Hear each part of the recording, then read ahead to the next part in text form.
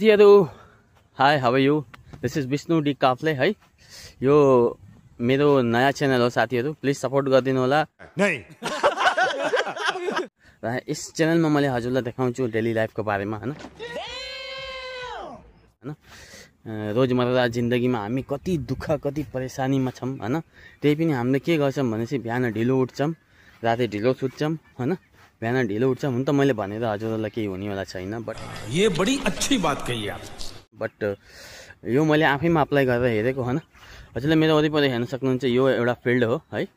यसमा हामीले के गर्छौं त मज्जाले एक्सरसाइज गर्छौं है मज्जाले रनिङ गर्नुपर्छ साथीहरु बिहान उठ्नुस् ढिलै उठ्नुस् नो प्रब्लम हजुरलाई जरुरी छैन कि 7 बजे 4 बजे उठ्नुपर्छ भन्ने छैन हजुर 6 बजे उठ्नु 6:30 बजे उठ्नु इभन कि 7 बजे उठ्नु यदि हजुरको काम ढिलो छ भने हजुर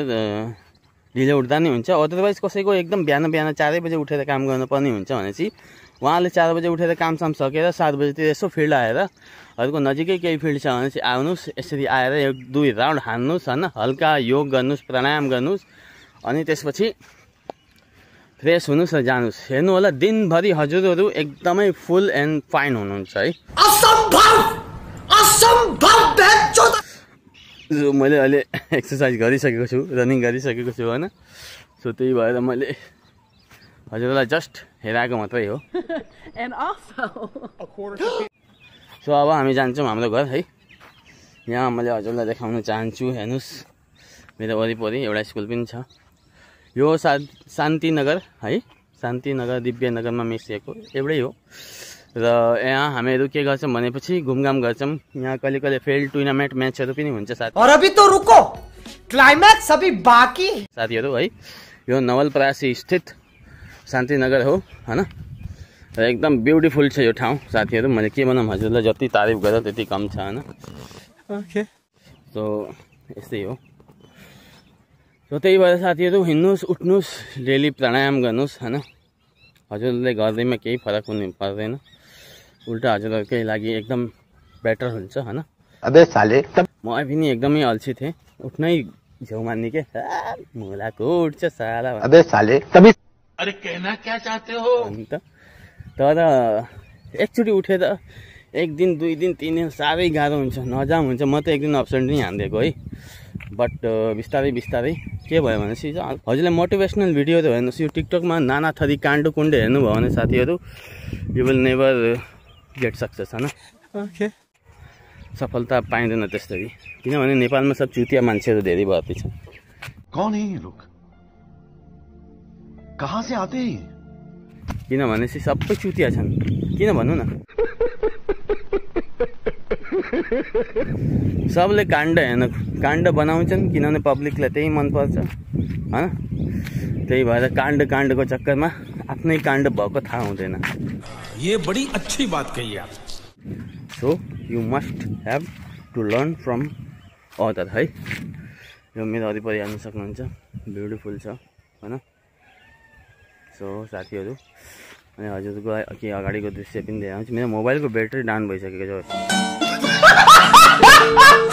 सेट सो साथीहरु शेयर मार्केटमा के हुँदैछ त हजुरहरुले केही थाहा होला शेयर मार्केटको बारेमा नहीं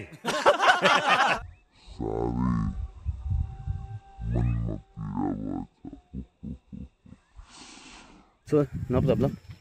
एकचोटी दुःख भयो भन्दैमा सधैँ हुँदैन साथीहरु हैन सो अब हामी हिँड्छौं घरतिर हैन घर जानु पर्यो मैले हजुरलाई अगाडिको दृश्य देखाउँछु रुको जरा सबर करो यस्तै छ यहाँ हेर्नुस् मेरो घर ऊ पारिपट्टि छ है कुखुराहरू हेर्न सक्नुहुन्छ प्योरिटी हैन ये क्या है यहाँ कुखुराहरू छ यहाँ आउने जाने एउटा बाटो छ यस्तै छ यो भाले त कति मिठो छ ओहो यसको झोल खानुभयो त के आनन्द आउँछ है पकडको यस्तै छ हैन साथीहरु है तो भाले